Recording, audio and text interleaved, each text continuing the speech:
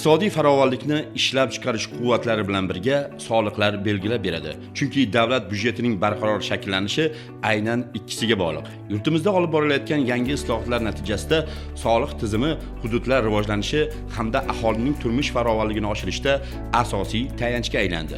Negaki soliqlar orqali ijtimoiy sohalar moliyalashtiriladi, infratuzilma rivojlantiriladi hamda iqtisodiy barqarorlik mustahkamlanadi. Mazkur tizim samaradorligi esa unda faoliyat yuritayotgan xodimlarning kasbiy yondashuvi, bilimi va mas'uliyati orqali baholanadi. Bugun ana shunday mas'uliyatli vazifani bajarish asnosida soliqchi aholining haqiqiy yordamchisiga aylanayotganini o'z kasbiy faoliyati bilan ko'rsatib berayotgan mahallaga biriktirilgan soliq inspektori Sherzod Eraliyev haqida so'z yuritamiz. Iqtisod sohasida o'qishni boshlaganmiz. Shu davrdan beri undan keyin IT sohalarida rivojlanayotgan tarmoqlarni ko'rib, universitetda axborot texnologiya yo'nalishida o'qidik. Baribir endi iqtisodchiligimizga borganim sababli undan keyin baribir men iqtisodchi bo'laman deb undan keyin qo'shimcha mutaxassislik bilan Toshkent moliya institutini moliya audit buxgalteriya sohasini o'qib bitirib soliq sohasida ishlab kelmoqdamiz. Tizimda ishlab kelayotganimiz davrimizga ham 2011-yil ishga kirgan bo'lsak, qariyb 15 yildan oshayotgan hisobda bo'lib turibdi. Ishga kirganimizda birinchi bo'lib ish o'rganganmiz ustozlardan, budjet prognozlarini tahlil qilish bo'limiga ishga kirib, men asosan yakka tartibda tadbirkorlar, jismoniy shaxslar bilan individual ishlardik. Ish faoliyatimda ustoz-shogird analariga asosan ustozlarimizni havas qilardik, o'shalarga ergashib xalq bilan gaplashishni o'rgandik. Ularni muomalasini, ularni qilayotgan ishlarini ko'rib, soliq sohasidagi qanchadan qancha erishilgan yutuqlar barchalari hammasi ustozlarimiz sabab. Mashaqqatli va sharafli kasbimdan faxrlanaman. Ko'pchilik havas qiladi. Uyga kelganda farzandlarimni kutib olishlari, charchoqlar bittada chiqib ketadi shularni ko'rib.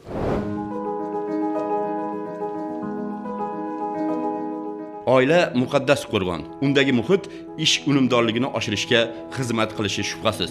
Ish kunini yaqinlar davrasida boshlanishi, ota-ona duosini olish, farzandlar bilan maroqli suhbat esa albatta soliq inspektorining odamlar bilan muomala qilish madaniyatiga ijobiy ta'sirini o'tkazadi.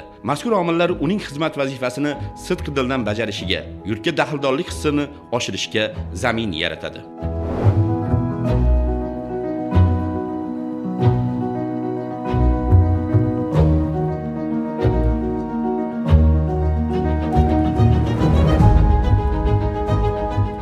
Soliq inspektorining asosiy vazifalari soliq qonunchiligiga rioya etilishini ta'minlash, soliq to'lovchilar bilan samarali hamkorlikni yo'lga qo'yish hamda byudjet tushumlari barqarorligini ta'minlashdan iborat.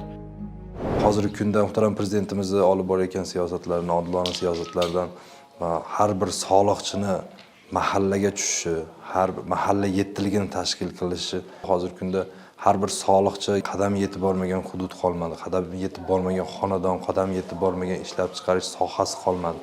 Har biriga soliqchi borib, u yerda mahalla yettiligi bilan birgalikda ish olib boriladi. U yerda hokim yordamchisi, yoshlar yetakchilari, raislar har biri bilan birgalikda topilmagan subyektlarni borib izlab topib, necha yillardan beri unmay turgan soliqlar undirilib, hozirgi kunda tumanimiz byudjeti ham judayam salmoqli natijalarga erishyapti. Viloyatimizda yuqori o'rinlarga erishdik. Hozirgi kunda tumanimizni chekka hududlardan bo'lgan Abdullabek, Qalambek, Ibrat, Oxunboboy mahallalari biriktirilgan. O'sha mahallalarda har bir xonadon bilan xonadonbay uyma-uy yurish bilan soliqlar undirib yuribmiz. Hozirgi kunda mahalladan undirilayotgan soliqlarni, misol uchun mahalliy byudjetlarni undirilayotgan qismlarni har bir mahallaning o'zida 10% qolishi mahalliy aholini ham juda ham qiziqtiradi. Menga biriktirilgan hududda borib boshlaganimizda haqiqatdan atiga 51 dona yakka tartibda tadbirkor faoliyat ko'rsatayotgani, men xatlov natijasida aniqlaganimda 70 nafardan oshib, ularni qayta ro'yxatdan o'tib, muhtaram prezidentimiz 247-sonli qarorlariga asosan yangidan yakka tartibda tadbirkorlik faoliyatini ro'yxatdan o'tkazib, ularni raqamli iqtisodiyot yo'nalishi bo'yicha raqamli mahalla, raqamli platformalardan foydalanishini, Paynet ilovasi orqali fuqarolarning kasb cheklarini vaqtida berishligi tushuntirildi. Legallashtirish yo'nalishi bo'yicha meni hududimda faoliyat yuritayotgan MCHlarga borib o'rganganimizda haqiqatdan oddiygina bitta MCHni o'zida legallashtirish sohasida o'rganish natijasida birgina MCHni o'zidan 16 nafar xodimning qonuniy ish haqqi olish yo'lga qo'yilib legallashtirildi. Mahallaga biriktirilgan mahallabay soliq inspektorining asosiy maqsadi hududdagi yashirin iqtisodiyotni oldini olish, soyadagi tadbirkorlarni soyadan chiqarish, mahalliy budjetni bajarilishiga o'z hissamizni qo'shish, hisoblangan soliqlarni vaqtida undirilishini nazorat qilish.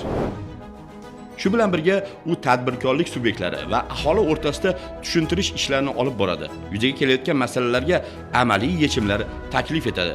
Mazkur faoliyat yuqori darajadagi mas'uliyat, chuqur bilim va xolis yondashuvni talab etadi. Muhtaram prezidentimizni yaqinda chiqarilgan 246-sonli farmoni, 247-sonli qarorlari bilan muntazam ravishda hududimdagi, nafaqat hududimdagi, tuman miqyosidagi barcha tadbirkorlarga tushuntirish ishlari olib borilib, yakka tartibda tadbirkorlarni 247-sonli qaror bilan ishlashini yo'lga qo'yganmiz. Hozirgi kunda har bir tadbirkor qat'iy belgilangan soliqdan 1% aylanma soliqqa o'tganligi, oddiy mobil telefoni orqali soliqlar to'lanayotganidan, kirgan fuqaroga kassa apparatsiz, kassa cheksiz, hisob raqamsiz, boshqa yana kerakli muammolardan xoli bo'lgan holatda hozirgi kunda oddiygina xolis paynet ilovasi orqali kirgan fuqarolarga savdo qilayotganligi, undan tashqari raqamlashtirilgan raqamli mahalla platformasida birga ishlashimiz, mahalla yettiligi bilan xonadonlarga borib, xonadonlarga tushuntirganimizda, misol mahalla har bir hududda yurganimizda xonadonlardan fuqarolarning soliq to'lovlarini oddiygina mobil ilovasiga soliq mobil ilovasi orqali to'lanishlarini tushuntirganimizda fuqarolar bu uydan chiqmasdan to'lashligini xursand bo'lib, vaqtida to'layotganligi, mana 15 yildirki ushbu soliq tizimida ishlayotganimdan faxrlanaman. Qaysidir ma'noda davlat byudjetiga, qaysidir xonadonga mening yordamim yoki mening maslahatim bilan kirayotgan moliyaviy mablag' davlat byudjetining bajarilishida qanchadir hissam borligidan, o'z mehnatim bilan, qo'shgan hissam bilan faxrlanaman. Ushbu sohada hech ham kam bo'lmadim. Bularning natijasi ota-onamning qilgan duolari, ustozlarimiz bergan ta'lim-tarbiyalari, ustozlarimiz ko'rsatgan ko'maklari asosida ishlab kelmoqdamiz. Menga berilgan vazifani sidqi dildan o'z vaqtida bajarib, kelgusida davlatimiz tomonidan belgilangan byudjet rejasini to'liq shijoat bilan o'zim kamarbasta bo'lgan holatda bajarishga va'da beraman. Bugungi kunda soliq tizimida amalga oshirilayotgan islohotlar natijasida soliq ma'murchiligi bosqichma-bosqich takomillashtirilmoqda. Raqamlashtirish jarayonlari kengaytirilib, soha shaffofligini yuksaltirish hamda soliq to'lovchilar uchun qulay sharoitlar yaratish ustuvor yo'nalish sifatida belgilanmoqda. Soliq inspektorlari tomonidan joylarda olib borilayotgan tizimli ishlar natijasida soliq intizomi mustahkamlanib, davlat byudjeti daromadlari barqaror ta'minlanmoqda. Bunga birgina bugungi qahramonimizning bir kunlik faoliyati yaqqol misol bo'la oladi. Ular kasbiy mahoratlari orqali sohadagi yangilanishlarni yurt aholisiga tushunarli tarzda yetkazib berishlari tufayli odamlarda, tadbirkorlarda soliqlarni o'z vaqtida to'lashga rag'bat uyg'onmoqda. Bu esa mamlakat iqtisodiy taraqqiyotining barqaror rivojlanishiga omil bo'lmoqda.